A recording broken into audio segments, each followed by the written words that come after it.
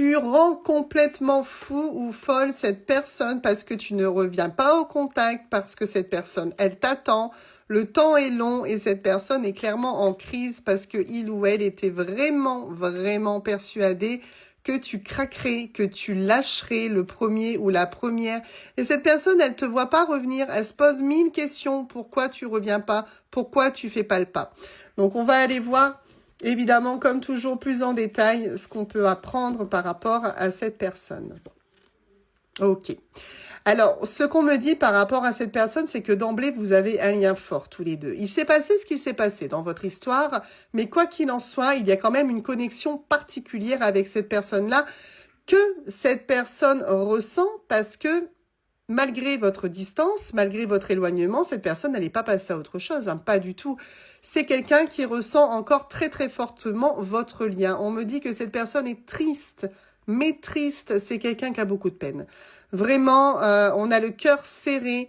On voit que cette personne, elle est en train de faire de la résistance parce que vraiment, elle s'était persuadée que tu reviendrais, mais ça lui fait mal. On est vraiment sur le fait que cette personne, elle vit en fait une certaine déception parce que elle s'était vraiment peut-être trop imaginé que tu étais tellement acquis ou acquise que c'est forcément toi qui reviendrais à la communication. Et tu vois finalement, cette personne, elle est sous ton emprise.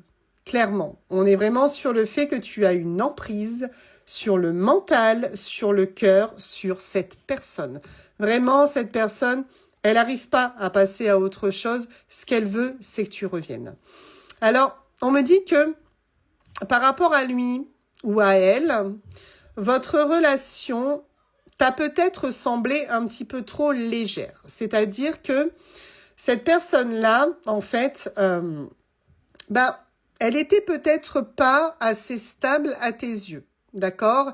Il y avait vraiment un soupçon vraiment trop de légèreté par rapport à cette personne-là, ou alors dans la communication. Cette personne, peut-être, tu tentais de communiquer, tu tentais d'être dans la compréhension, mais cette personne, elle était beaucoup plus à prendre les choses à la légère. Et je pense que ça, dans son comportement, à toi, en fait, ça t'a déçu parce que c'est un petit peu comme si tu te sentais pas toujours compris ou comprise de la part de cette personne-là. Et que, toi, justement, tu maintiens le no-contact parce que tu veux la faire réagir ou tu veux le faire réagir.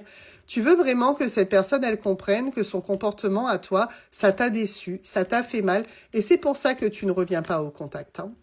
On me dit que cette personne, tu vas pouvoir lui faire confiance, d'accord?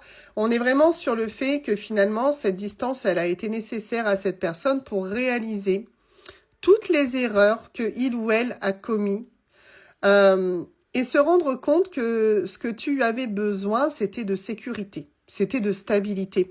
Et clairement, on est en train de te dire que tu vas pouvoir être beaucoup plus confiant ou confiante par rapport à cette personne parce que clairement, c'est quelqu'un qui va faire tomber le masque. C'est quelqu'un qui va arrêter de fonctionner de la façon dont cette personne fonctionnait avec toi. On a beaucoup plus de sincérité, beaucoup plus de confiance à venir par rapport à cette personne-là. Tu vois, tout ce qu'elle veut, cette personne-là, c'est que vous vous rapprochiez. Et qu'enfin, vous connaissiez le vrai bonheur. Parce que je pense que vous êtes passé à côté, justement, à cause du comportement un petit peu détaché de cette personne-là.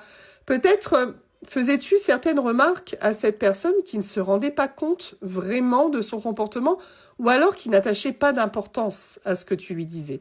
Aujourd'hui, c'est une personne qui a travaillé sur son mental et qui a surtout compris, de par cet éloignement, comment il ou elle devait se comporter avec toi. Cette personne t'aime encore très très fort. Très très fort. Et c'est pour ça que c'est d'autant plus dur pour cette personne que tu ne reviennes pas.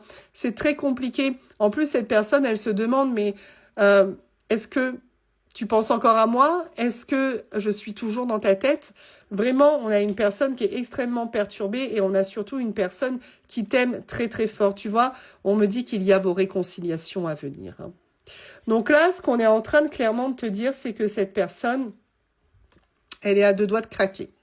Elle est à deux doigts de craquer parce que l'attente est trop longue. Elle en peut plus, cette personne, d'espérer chaque jour que tu lui envoies un message. Chaque jour, cette personne pense que tu vas enfin le ou la recontacter.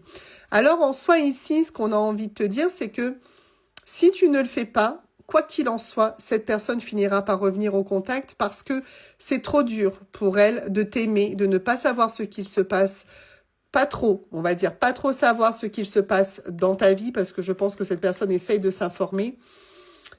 C'est une personne qui finira par craquer. En revanche, si tu avais des doutes sur la sincérité de cette personne, tu peux enlever tes doutes. Et si le cœur t'en dit, en tout cas, de revenir au contact, tu peux également le faire parce que cette personne a compris sa douleur. Vraiment, cette personne a réellement compris sa douleur depuis votre séparation. Donc, on t'annonce ici des réconciliations à venir. Tu as le choix, soit de patienter, quoi qu'il en soit, cette personne n'arrivera pas encore à tenir très longtemps. C'est trop dur à endurer d'être sans toi. Donc, soit tu fais le choix d'attendre le recontact, soit tu peux aussi, si tu le souhaites, recontacter cette personne qui aujourd'hui est beaucoup plus stable, beaucoup plus dans le fait de te comprendre qu'avant.